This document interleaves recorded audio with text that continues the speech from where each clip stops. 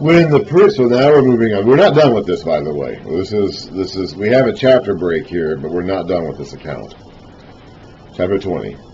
When the priest Pashur, son of Immer, the chief officer in the temple of the Lord, this would be like the head of security.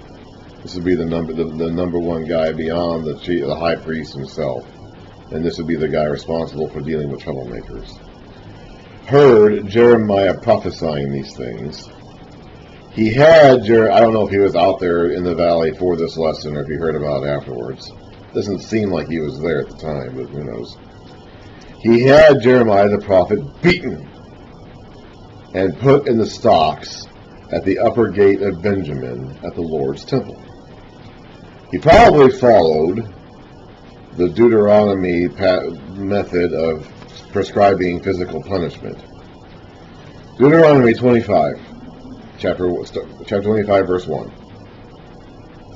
When men have a dispute, they are to take it to the court, and the judges will decide the case, acquitting the innocent and condemning the guilty. If the guilty man deserves to be beaten, the judge shall make him lie down and have him flogged in his presence with the number of lashes his crime deserves. But he must not give him more than 40 lashes. I presume he could give him fewer than that, but he can't give him more than that. If he is flogged more than that, your brother will be degraded in your eyes. Probably that's what happened to Jeremiah here. He was probably given a good old lashing here, a good old whipping. And he was put in the stocks. The next day, so he wasn't there very long, when Pashur released him from the stocks, Jeremiah said to him, "The Lord's name for you is not Pashur, but Magor-Missabib." They have a footnote down here, and that says, Magor-Missabib means terror on every side. That was one of Jeremiah's catchphrases. For this is what the Lord says, "I will make you," and this is talking about this guy himself in particular, "a terror to yourself and to all your friends. With your own eyes you will see them fall by the sword of your enemies. I will hand all Judah over to the king of Babylon." So now we finally get the name of the kingdom that's going to come. "Who will carry them away to Babylon or put them to the sword. I will hand over to their enemies all the wealth of this city, all its products, all its valuables, and all the treasures of the kings of Judah." That's what they want. We read in Isaiah 100 years ago, Babylon sent envoys to Hezekiah in the days of Hezekiah and Isaiah, and he showed them, Hezekiah welcomed them and greeted them and showed them all around and showed them all of his stuff. That was 100 years ago, and they want that. Those people are long gone. The people that Hezekiah actually met face to face have been dead probably for decades. But the people who are still there in Babylon remember those treasures, and they want those treasures. They're coming for that stuff. And God's going to let them have it. He's going to give it to them. They will take it away as plunder and carry it off to Babylon. And you, Pashur, and all who live in your house will go into exile to Babylon. There you will die and be buried, you and all your friends to whom you have prophesied lies. Now we're going to read more about this in chapter 26. There is more to this event that we're not reading now, but the point is made for now, that this is what's going to happen. Now we have a prayer from Jeremiah.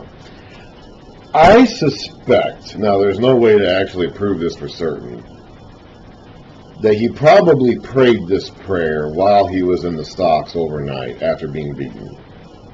My guess is that this complaint, this prayer, this confession we have written here in the second half of chapter 20 probably was in conjunction with these events at the valley of Ben Hinnom outside the potsherd gate.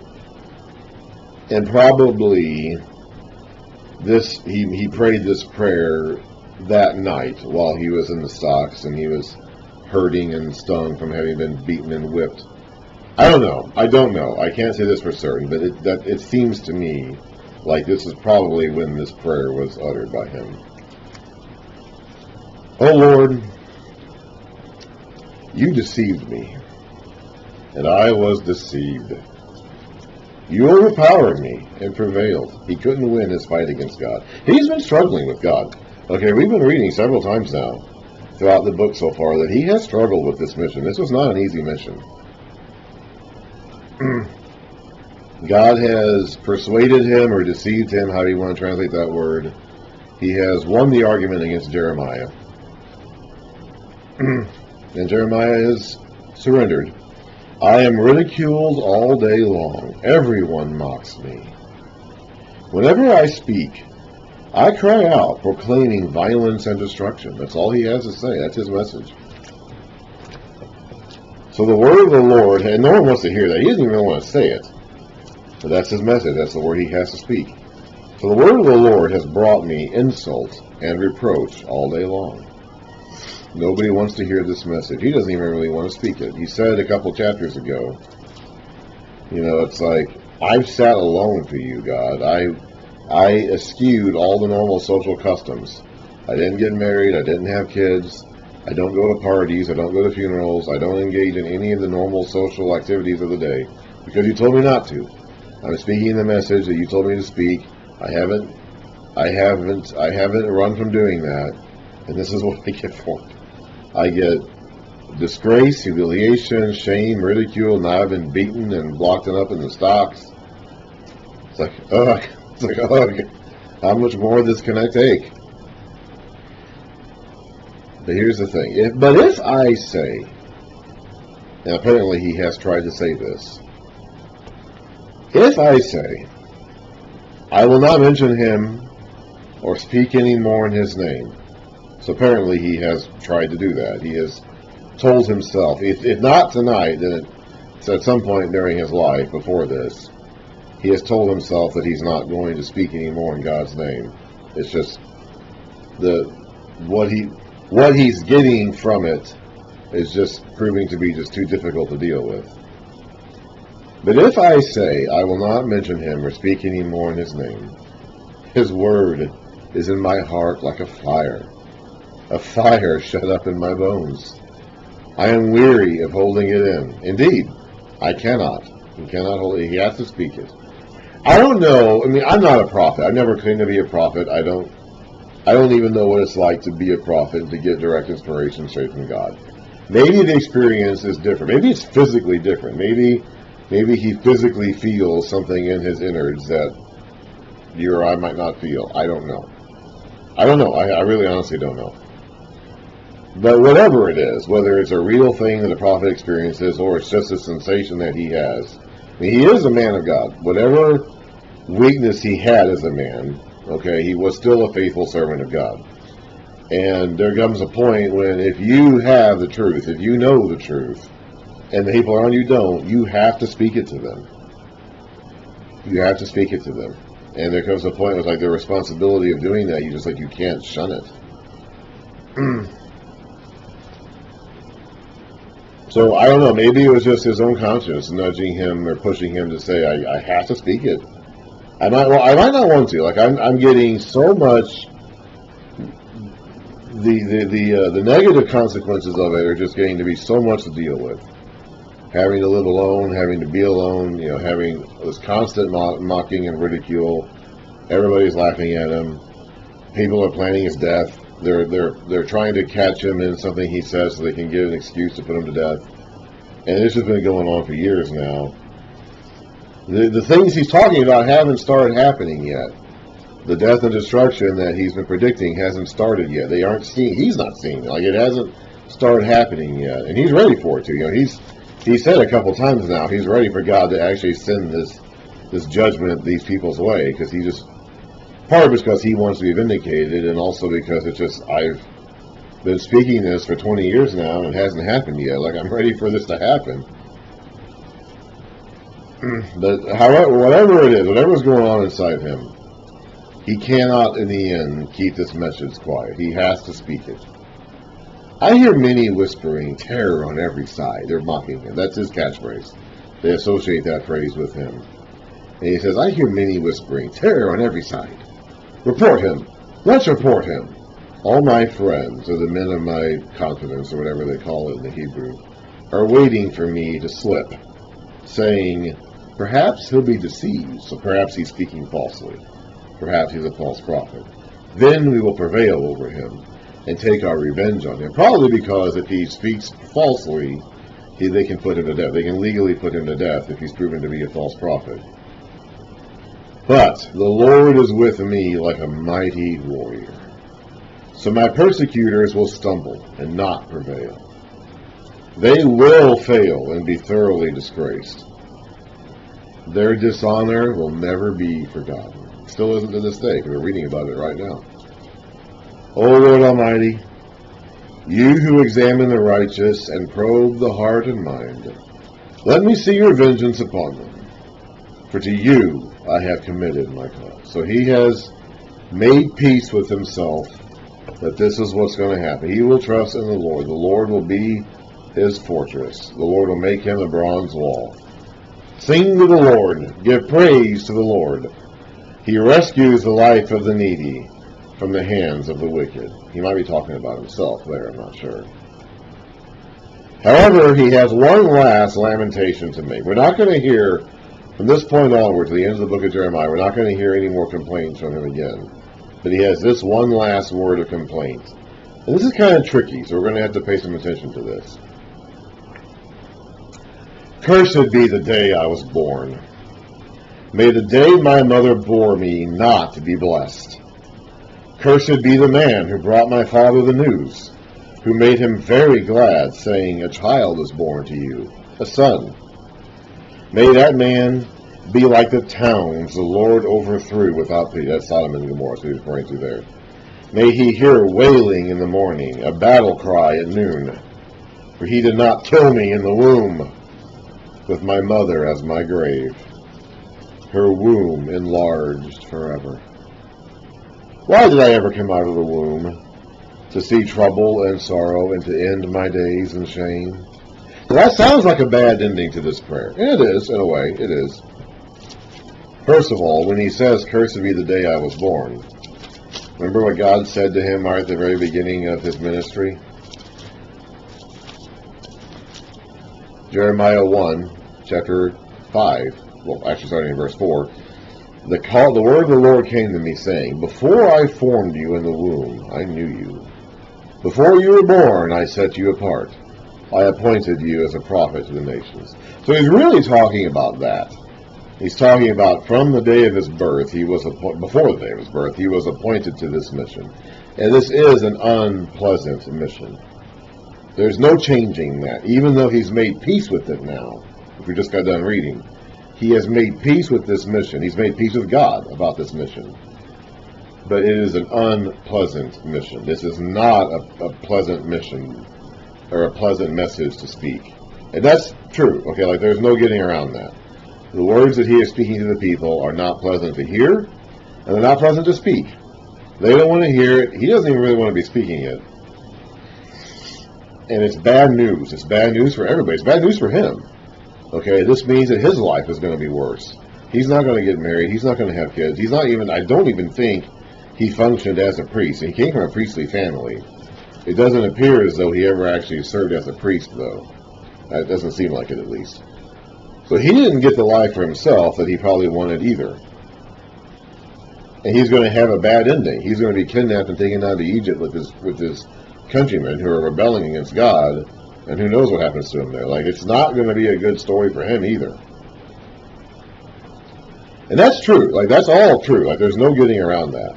The best that they can hope for, the good guys, the ones who are faithful, like Baruch and some guy coming along named Abed Element, we'll read about them later. The best they can hope for is to just survive, to physically just live and through this disaster. And that's the best they can hope for. They can't ask for anything more than that. Anything other than just sheer physical survival. And that's it. Like, that's the best. And so it is a bad message. It is bad news. It's a bad time. Okay, this would not have been a pleasant time in which to live. This would not have been a good generation to be a part of. There are times in human history where generations and different civilizations get prosperity, enjoy a period of prosperity and peace, And there are times when they don't. I got to live basically through 20 years of prosperity and peace at the end of the 20th century. I wish every day that we could go back to the world that existed in the 80s and 90s. It's gone. That world is gone. It's not coming back in my lifetime. Jeremiah probably spent every day from the day Josiah died, King Josiah died, until the end of his life. Jeremiah probably spent every day of his life wishing he could go back to the good old days of Josiah. And that never happened. It only ever got worse. Only ever got worse. It was a one-way track downhill. So it is a bad message. It is not a pleasant message.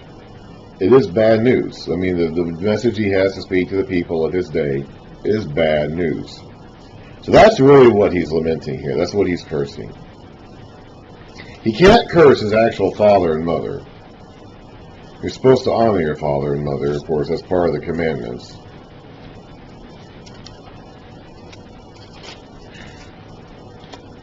One of these days, I'm just going to break out a new Bible. This one is literally falling to pieces. And I'm hanging on to it for reasons that I can't even really articulate. The fifth commandment is honor your father and mother in Exodus 20, verse 12, so you may live long in the land the Lord your God is giving you. And later we read about if you curse your father and mother, that's a death penalty. So he can't curse his father or mother. He's just cursing the day he was born and the message that was delivered to his father that he had been born. And that really ultimately goes back to the message that he was divinely commissioned to speak from the day he was born, before the day he was born even, which is not a good message. So he's not really, even though it seems, this is the last we'll hear of his complaints in the book. From this point on, we're not going to hear that anymore.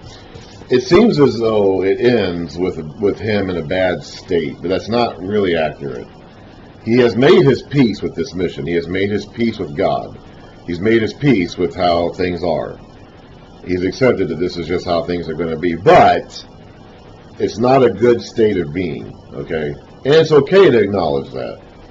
He's not happy about the situation. That just because he's accepted it doesn't mean he's made peace with God over it and made peace with himself over it. That doesn't mean it's a good situation.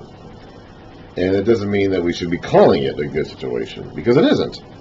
It is, the message he has to speak is a message of bad news, a message of doom and gloom. And it is a curse. Like it is, I mean, literally, God is going to be fulfilling his curse on Israel from Leviticus 26 and 27 and Deuteronomy 29. So, like, literally, God is going to be fulfilling a curse on the people. So it is a curse. Like, it is not a good message. So that is the point of that particular part of the prayer. I believe he probably uttered that prayer in conjunction with his beating and his overnight arrest in the stocks. I don't know this for certain. It doesn't actually say that, but it seems like it to me. So the next several chapters of Jeremiah then are going to be about showing how this is coming into play.